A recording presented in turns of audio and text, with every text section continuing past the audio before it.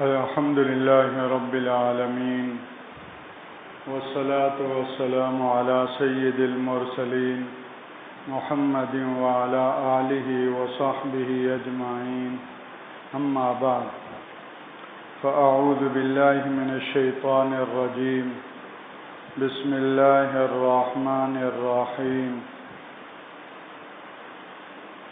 إليه مرجعكم جميعا وعد الله حقا إنه يبدأ الخلق ثم يعيده ليجزي الذين آمنوا وعملوا الصالحات بالقسط والذين كفروا لهم شراب من حميم وعذاب أليم بما كانوا يكفرون. وعن عبد الله بن مسعود رضي الله تعالى عنه قال قال رسول الله صلى الله عليه وسلم لا تزول قدم ابن آدم يوم القيامة من عند ربه حتى يسأل عن خمس عن عمره فيما أفناه وعن شبابه فيما أبلاه وماله من أين اكتسبه وفيما أنفقه وماذا عمل فيما علم. رواه الترمذي. اللهم صل على سيدنا ومولانا محمد وعلى آل سيدنا ومولانا محمد وبارك وسلم.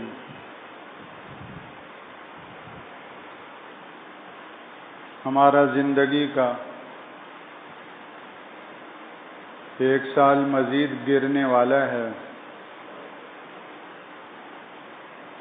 اور قمری کیلنڈر کے اعتبار سے یہ ذوالحجہ کا جو مہینہ ہے یہ 12واں اور آخری ہے، اور آئندہ محرم الحرام یہ قمری کیلنڈر کا قمری سال کا پہلا مہینہ ہے. یہ مواقع ایسے ہوتے ہیں جو زندگی میں نمایاں اور بڑی تبدیلی کا ذریعہ بن سکتے ہیں، کیونکہ ایسے موقع پر تھوڑی سی بھی توجہ سے آدمی کو بڑی حقیقت سمجھ میں آ جاتی ہے. جب اگر اس موقع پر ہم میں سے ہر ایک لمحے کے لیے آنکھیں بند کر کے پیچھے مڑ کے دیکھے یہ پورا سال کہاں گزارا، یہ پورا سال کیسے گزرا، اس پورے سال میں کیا کیا میں نے کیا، اور اس پورے سال میں میں نے کیا کیا دیکھا، میری زبان سے میں نے پورے اختیار کے ساتھ کیا کیا بولا، یہ سب میرے پورے سال کی کارگزاری ہے. اس کو مجھے ہی چیک کرنا ہے، مجھے ہی دیکھنا ہے، کیونکہ اس کا جواب دہ بھی میں ہی ہوں. اس پورے سال میں میں نے کس کس کے ساتھ کیا کیا معاملہ کیا، کہاں کہاں میں ظالم بنا، کہاں کہاں میں مظلوم بنا، کہاں کہاں مجھ سے زیادتی ہوئی، اور کہاں کہاں میں نے کس کس کا کتنا کتنا حق مارا، اس کا نقصان کیا.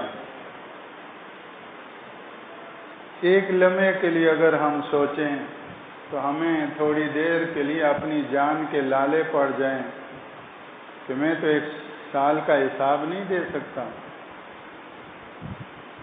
ایک عام آدمی کو اور اپنے آپ کو اپنی عدالت میں پیش کروں تو اپنے آپ کو میں مطمئن نہیں کر سکتا. سب سے زیادہ مجھے چاہنے والا میں ہوں، سب سے زیادہ میرے ساتھ تعلق رکھنے والا میں ہوں، سب سے زیادہ قریبی دوست میرا میں ہوں. تو میں اپنی عدالت میں اپنے کو پیش کروں، سب سے قریبی دوست کی عدالت میں پیش ہو رہا ہوں، اس کو میں مطمئن نہیں کر پاؤں گا.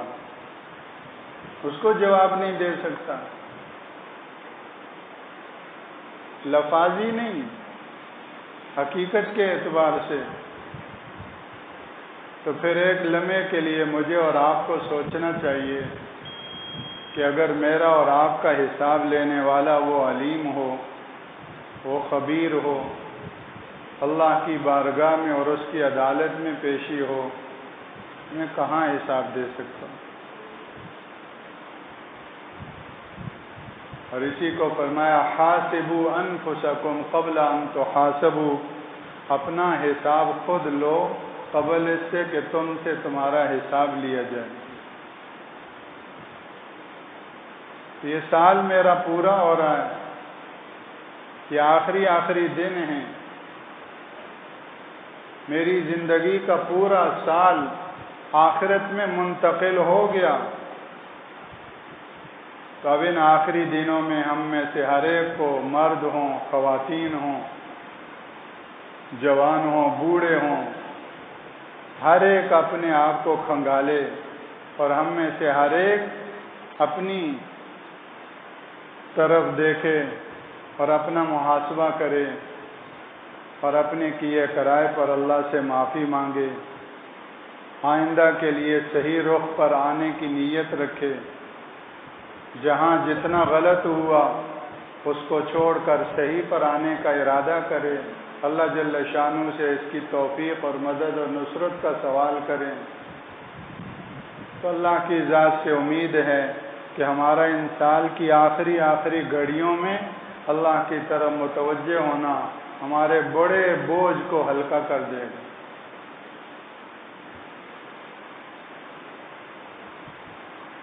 حضرت عبداللہ بن مسعود رضی اللہ تعالیٰ عنہ فرماتے ہیں کہ رسول اللہ صلی اللہ علیہ وسلم نے ارشاد فرمایا کہ بندے کے قدم بھی اللہ جل شانہ کی بارگاہ میں اس وقت تک نہیں ہل سکتے اور اپنی جگہ سے نہیں ہٹ سکتے کہ جب تک کہ 5 سوالوں سے وہ نکل نہ جائے۔ لا تزول قدم ابن آدم یوم القیامہ من عند ربہ حتی یسأل عن 5۔ سب سے پہلا سوال عن عمرہ فیما افنا، عمر کہاں لگائی؟ یہ پورا سال میری عمر ہے، عمر کا ایک بڑا حصہ ہے۔ چند دن پہلے ایک عزیز ہیں، انہوں نے فون کیا، مجھے اس سے بڑی خوشی ہوئی۔ مولوی ذوالقرنین صاحب، انہوں نے کہا کہ میں نماز کی پابندی شروع کی ہے،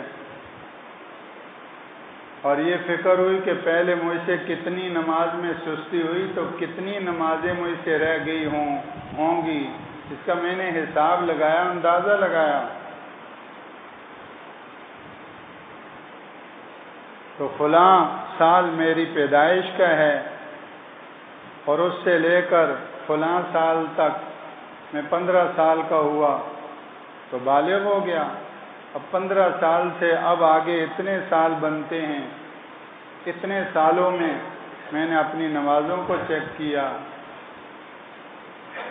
تو کم و بیش ایک زیادہ اندازہ لگا کر تو 1400 نمازیں انہوں نے کہا کہ میری ایک غالب اندازے کے مطابق 1400 نمازیں میری قضا ہوئی۔ اب وہ مسئلہ یہ پوچھ رہا تھا کہ یہ 1400 نمازیں میں کیسے قضا کروں؟ تو یہ ہم میں سے ہر ایک، یہ تو صرف ایک نماز کی بات ہے، بہت بڑے بنیادی فرائض میں سے ایک فریضہ ہے جس نماز کے بغیر آدمی کا مسلمان ہونا مشکوک ہو جاتا ہے۔ تو اسی طرح ہم میں سے ہر ایک اپنی نمازوں کے اعتبار سے اپنا محاسبہ کرے۔ سال جب پورا ہوتا ہے تو مختلف محکموں کا آڈٹ ہوتا ہے۔ ہماری مسجد ہے، مدرسہ عائشہ ہے کا سالانہ آڈٹ ہوتا ہے، پورے سال کتنا آمدن ہوئی اس کا پورا حساب دیکھا جاتا ہے، اور پھر یہ پوری آمدن کہاں کہاں کتنی کیسے کیسے خرچ ہوئی، تو اس آمدن اور خرچ کے پورے حساب کتاب کو آڈٹ کہتے ہیں۔ اور آپ نیچے دیکھتے ہیں کہ ایک پرچہ لگتا ہے، پورے سال کے آمدن اور اخراجات کی اجمالی ساری نوعیت سامنے لگا دی جاتی ہے۔ اسی طرح میں اپنی زندگی کا بھی سالانہ چارٹ بناؤں، اپنی زندگی کا بھی ہم میں سے ہر ایک آڈٹ کرے، جس کے سامنے آخرت ہوگی، جس کے سامنے کل اللہ کی بارگاہ میں جواب دہ ہونے کا ایمان ہوگا، وہ تو ایسا کیے بغیر رہ نہیں سکے گا۔ بلکہ ہمیں تو یہ تعلیم دی گئی ہے قرآن و حدیث میں یہاں تک کہ ہمیں یومیہ اپنے ایک ایک دن کا حساب کرنا چاہیے، یومیہ اپنے ایک ایک دن کا آڈٹ کرنا چاہیے۔ رات کو بستر پر لیٹے تو پورے دن پر ایک نظر دوڑائیں، آج کا دن میں نے حقوق اللہ اور حقوق العباد کی ادائیگی کے حوالے سے کس لیول کا گزارا، آج کے دن میں پاس ہوا، کتنے نمبروں میں پاس ہوا، اور کہاں کہاں کون کون سے پرچے میں رہ گیا۔ یومیہ بستر پر لیٹتے ہوئے اپنا محاسبہ ہم کریں اور استغفار کرتے ہوئے سوئیں۔ 3 مرتبہ استغفار بستر پر لیٹ کر سونے سے پہلے کرنے کو اپنا معمول بنائیں۔ استغفر اللہ الذی لا الہ الا هو الحی القیوم واتوب الیہ۔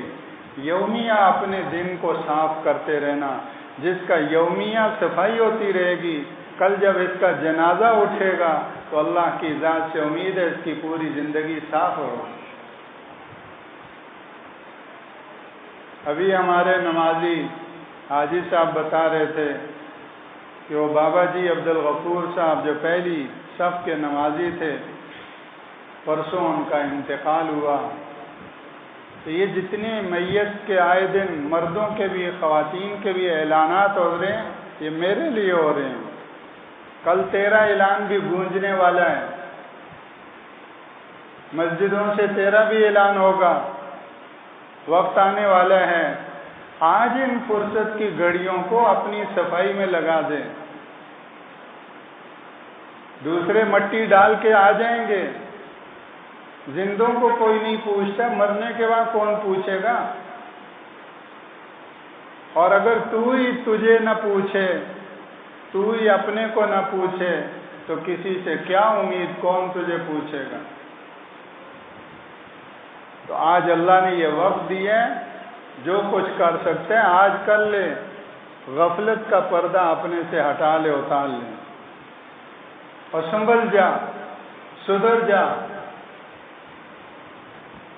عبداللہ بن مسعود رضی اللہ تعالیٰ عنہ فقیہ امت ہیں کہ بندے کے قدم اللہ کی بارگاہ میں اس وقت تک ہل نہیں سکیں گے جب تک کہ 5 سوالوں کا جواب نہ دے دے۔ سب سے پہلے عن عمری فیما اپنا، عمر کہاں لگائی تھی؟ آج تو بڑی آسانی سے کھیل کود میں دنوں کے دن لگائے جا رہے ہیں۔ فلسطین کے مسلمانوں پر، غزہ پر آگ اور بارود کی بارش برسائی جا رہی ہے، اور ادھر باطل ہمیں ورلڈ کپ کھیلوں میں لگا رہا ہے، دنوں کے دن لگ رہے ہیں، اور 5 منٹ کا کام ہم 1 گھنٹے میں کر لیتے ہیں، اور کیسے کیسے ہمارا وقت، یہ سب سوال ہوگا۔ عن شبابی فیما اپنا، جوانی کہاں پرانی کی؟ کڑیل جوان تھا، طاقتور، صحت مند، مضبوط پٹھوں والا، مضبوط اعصاب والا، اور بہترین رنگ روپ کی جوانی والا۔ وہ جوانی باسی ہو گئی، پرانی ہو گئی، وہ جوانی کمزور ہڈیوں میں بدل گئی، طاقتور بازو کانپنے لگ گئے، دو ٹانگوں میں اتنی طاقت نہ رہی کہ تیرا وزن اٹھا سکیں، ایک لاٹھی کا سہارا لینا پڑ گیا۔ یہ جوانی کہاں گزری؟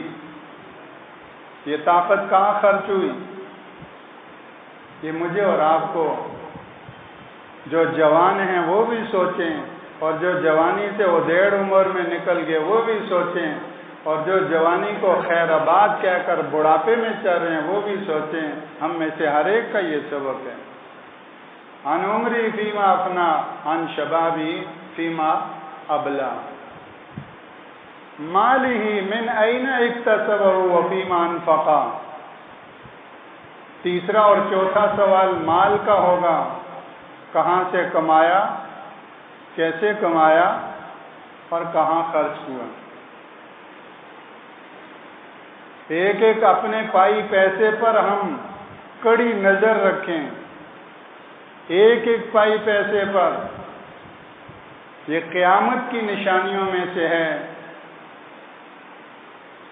کہ آپ نے ارشاد فرمایا، صحیح بخاری کی حدیث ہے کہ آدمی کو کوئی پرواہ نہیں ہوگی کہ اس کے پاس جو پیسہ آ رہا ہے وہ حلال کا یا حرام کا، اس طرح اس کی توجہ نظر نہیں ہوگی۔ یہ قیامت کی نشانیوں میں سے ہے۔ اور بدترین لوگ ان کو کہا کہ جن پر قیامت کی نشانیاں پوری ہوں گی، وہ بدترین لوگ ہوں گے۔ آج ایسے وقت میں ایسے ایسے اللہ کے بندے اور بندیاں موجود ہیں کہ جو اپنے ایک ایک پائی پیسے پر نظر رکھتے ہیں کہ حلال کا ہو، امانت دیانت سچائی کا ہو، حق کا ہو، تھوڑا ہو۔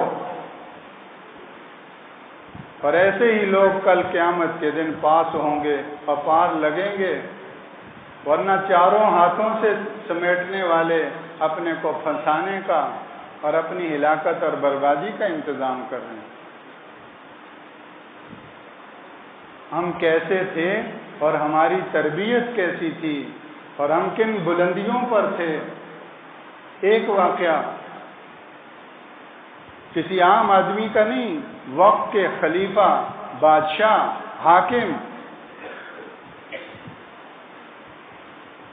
عالمگیر رحمہ اللہ، جن کا نام لیتے ہوئے ایمان تازہ ہوتا ہے۔ یہ کوئی محدث، کوئی مفسر، کوئی مفتی، کوئی عالم، کوئی صاحب نسبت اولیاء اللہ اصطلاحی طور پر نہیں تھے، وقت کے حاکم تھے، خلیفہ تھے، مسلمانوں کے سربراہ تھے، اور اس پورے متحدہ ہندوستان کے سربراہ تھے، جس کا پاکستان آج ایک محلہ ہے۔ اس پورے متحدہ ہندوستان، یہاں تک کہ ان کی حکومت کے جغرافیے پر نظر رکھنے والے کہتے ہیں کہ آج اس کے اندر کم از کم 6 ملک بنے ہوئے ہیں۔ پاکستان اور انڈیا اور بنگلہ دیش اور تبت اور برما، یہ 5-6 ملک بنے ہوئے ہیں۔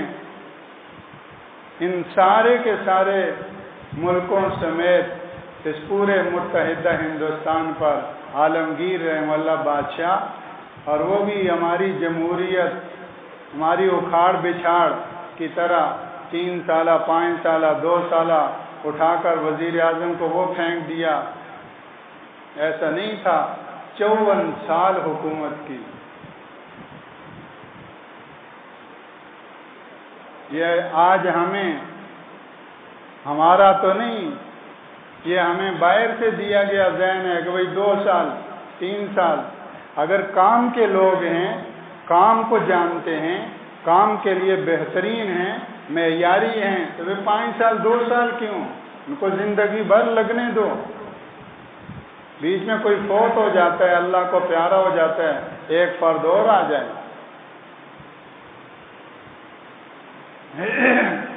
تو 54 سال حکومت کی اورنگزیب عالمگیر رحمہ اللہ، اور اتنے بڑے پیمانے پہ حکومت کی، اور وزیر کتنے تھے اس پورے متحدہ ہندوستان کو سنبھالنے کے لیے؟ صرف اور صرف 9 وزیر تھے، صرف اور صرف 9 وزیر، اتنے بڑے جغرافیہ اور اتنے بڑے متحدہ ہندوستان کو سنبھالنے کے لیے۔ آج ہم IMF کے مقروض نہ ہوں تو کیسے نہ ہوں کہ وزیروں کی موج کیا ہے؟ موج تو کہاں بربادی ہے، موج نہیں، فوج، وزیروں کی فوجیں ہیں، مشیروں کی فوجیں ہیں، سیکورٹیوں کی فوجیں ہیں، نہ جانے کون کون سی فوجیں ہیں، اور اتنا سا ایک محلہ چلا پھر بھی نہیں سکتے، کیونکہ یہ سب کچھ تو اللہ کی مدد سے چلتا ہے، جو کہ ہماری حکومت تو اللہ کہتے ہیں چلا پھر، کون چلا سکتا ہے؟ اللہ کی مدد اور نصرت جب شامل حال ہوتی ہے، 54 سال حکومت کرنے والا 9 وزیروں کے ساتھ پورے متحدہ ہندوستان کی حکومت کو سنبھال رہا ہے، بہترین چلا رہا ہے۔ لا حول ولا قوت الا باللہ، وہ تو اللہ کی مدد سے چلتی ہے حکومت۔ اور کالجوں اور یونیورسٹیوں کے نصاب میں اللہ ہے نہیں، مانچسٹر اور آکسفورڈ اور ہارورڈ سے کیا شکوہ، ہم نے جان ABC پر لگا دی، کھپا دی، نہ اللہ کو سیکھا نہ آخرت کو سیکھا۔ تو جتنے وزیر اور مشیر اور جتنی یہ فوجیں ہیں، اتنی 3 گنا اور بھی کر لو، تم سے ملک نہیں چلنے والا، دن بدن قرضوں کی دلدل میں ڈوبو گے، جب تک اللہ کو ساتھ نہیں لو گے کہاں چل سکو گے؟ اور تمہاری زبانوں پہ اللہ سننے کو آدمی ترستا ہے کہ اللہ کو بولیں تو صحیح، جتنا بڑے عہدے والا ہے اتنی اس کی گردن میں سریا آتا جاتا ہے، اللہ زبان پر آتا ہی نہیں کہ اس کائنات کا مالک اللہ ہے۔ یہ پوچھو بھی مال کہاں سے کمایا اور کہاں خرچ کیا۔ 54 سال حکومت کرنے والا 9 وزیروں کے ساتھ، یہ ہمارا ماضی ہے، پرانا نہیں، یہ کل کا ماضی ہے۔ انگریز کے منحوس قدم یہاں پڑنے سے پہلے کا ہمارا قریب کا ماضی ہے۔ اور خود اورنگزیب عالمگیر رحمہ اللہ کا یہ حال کتابوں میں لکھا ہے کہ ان 54 سالہ دور حکومت میں کبھی حکومت کے بیت المال سے 1 پیسہ نہیں لیا۔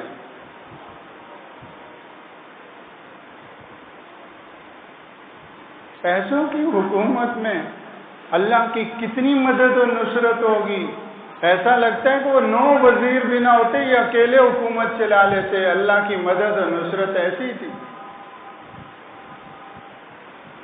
ایک وزیر اعظم ہوتا، اس کے پاس 1 درجن سے زیادہ 2 درجن کے قریب سیکورٹی ہیں،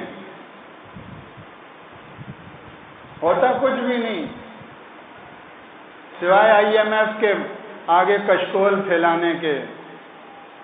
اور یہاں 54 سالہ دور حکومت میں 1 پائی پیسہ حکومت کا بیت المال سے نہیں لے رہے، تو وہ انسان نہیں ہیں، کھاتے پیتے نہیں ہیں، وقت کا حاکم ہے، خرچے نہیں ہیں، گھر کا بجٹ ہے، کیسے پورا کرتے ہیں؟ یہ خلفائے راشدین کی باتیں نہیں ہیں، صحابہ اور تابعین کی باتیں نہیں ہیں، یہ آج کے دور کی باتیں ہیں۔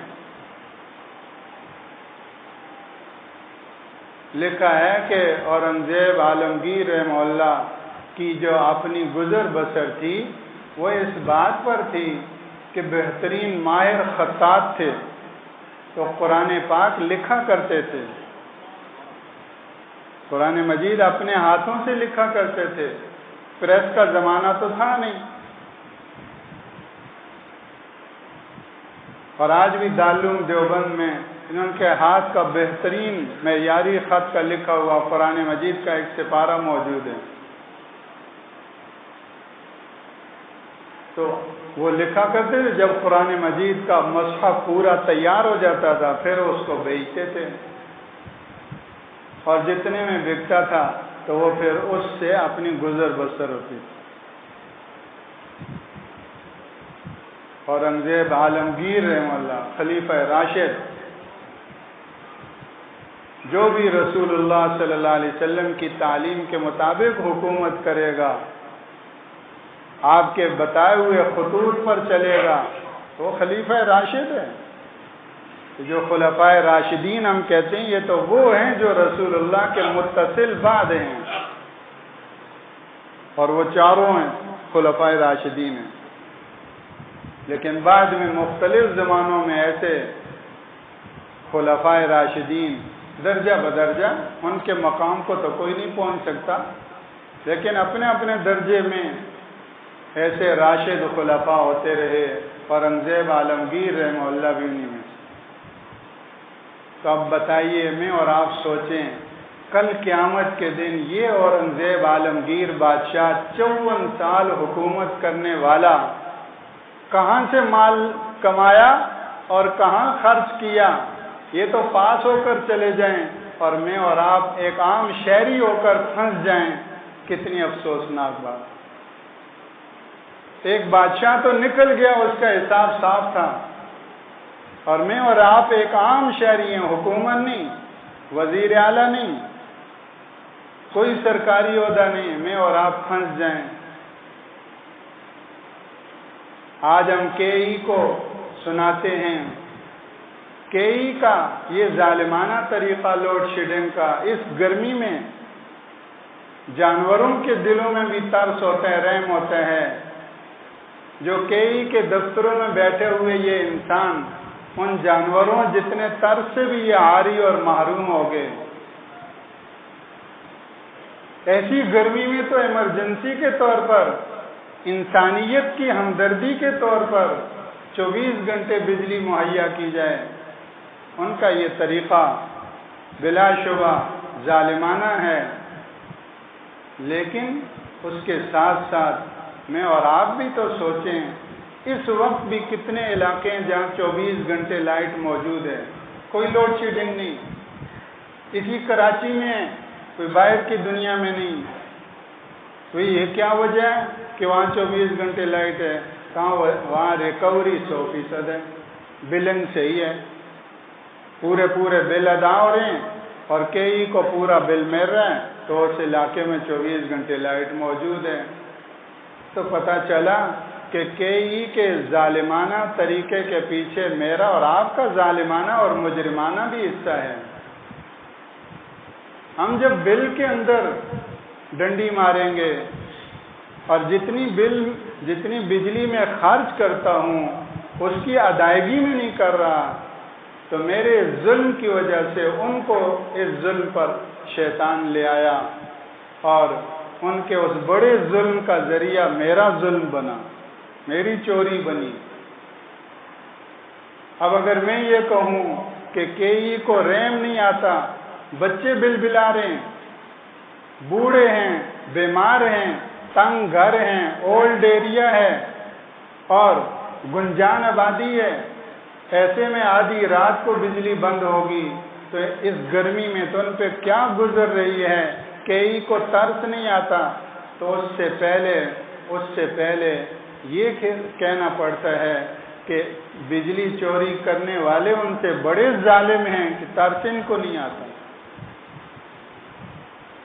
یہ اپنا جہنم بھرنے کے لیے بجلی چوری کر کے پورے ماحول کو جو ہے وہ عذاب میں مبتلا کر رہے ہیں۔ کتنا بڑا ظلم ہے، میں کہاں توبہ کروں گا؟ اتنی بڑی توبہ ہے میرے پاس جو میرے ظلم کو معاف کروا دے؟ کن کن پہ کیا کیا گزرتی ہے، میرے پاس وہ آنسو کہاں ہیں؟ حالانکہ خون کے آنسو روں اور پھر یہ ظلم معاف ہو جائے تو پھر بھی سستا سودا ہے۔ خون کے آنسو کہاں سے لاؤں گا؟ میرے پاس تو سادہ سے آنسو نہیں ہیں۔ ایک ہی صورت ہے کہ اس ظلم سے باز آ جاؤں۔ میری زندگی کا نہ معلوم یہ آخری سال ہو، ذوالحجہ 12واں مہینہ ہے، تو اب آخری دنوں میں ہم میں سے ہر ایک آڈٹ کرے، اور مال کہاں سے کمایا اور کہاں خرچ کیا، اس کے حوالے سے بھی ہم فکر مند ہوں۔ معاملات کے اندر، مالیات کے اندر اپنی امانت دیانت کی جو ہے وہ راہ پر ہم میں سے ہر ایک آنے کی کوشش کرے۔ جھوٹ ہے، فریب ہے، خیانت ہے، دھوکہ دہی ہے، لانڈی کا تیار شدہ مال میڈ ان جاپان کر کے پوری مارکیٹ میں ایسا نہیں ہے، ایسے ایسے دھوکے دے کر کیا ضرورت ہے اپنی حلال روزی کو ناپاک کرنا۔ اور آخری سوال فرمایا ماذا عملا فیما علما، جو اللہ نے تمہیں علم دیا تھا، تمہارے علم میں تھا، اس علم پر عمل کیا کیا۔ اللہ کے بارے میں کس مسلمان کو علم نہیں، کل آخرت کے بارے میں کس کو علم نہیں، قبر کے بارے میں کس کو علم نہیں، کون نہیں جانتا خیانت بری چیز ہے، کون نہیں جانتا جھوٹ بری چیز ہے، کون نہیں جانتا بڑے کا ادب کرنا چاہیے، چھوٹے پہ شفقت کرنی چاہیے۔ یہ سارا وہ علم ہے جو ہم میں سے ہر ایک جانتا ہے۔ پوچھ ہوگی اپنے علم پر کیا عمل کیا۔ اللہ جل شانہ آج ہمیں ان آخری گھڑیوں میں اللہ کی طرف متوجہ ہونا نصیب فرمائے، اپنی زندگیوں کو کھنگالنا، اور جہاں جہاں میں سدھر سکتا ہوں فوری طور پر سدھر جاؤں، اور جہاں جہاں میں پھنسا ہوا ہوں چاہتا ہوں کہ اس سے نکلوں، نہیں نکل پا رہا، تو اللہ سے مدد مانگوں کہ اللہ اس غلط میں پھنس چکا ہوں، میں چاہتا ہوں اس غلط سے کہ نکل جاؤں، کوئی اس کا متبادل میرے ہاتھ آ جائے۔ اے اللہ تو میری مدد فرما اور جلد از جلد اس حرام سے اور اس غلط سے مجھے نکال کر صحیح پر مجھے لیا۔ تیرے حلال کے خزانے لامحدود ہیں، مجھے بھی اور میری اولادوں اور نسلوں کو اپنے حلال کے خزانوں سے پال، حرام کے سائے سے بھی میری حفاظت فرما۔ سبحانک اللہم و بحمدک، نشہد ان لا الہ الا انت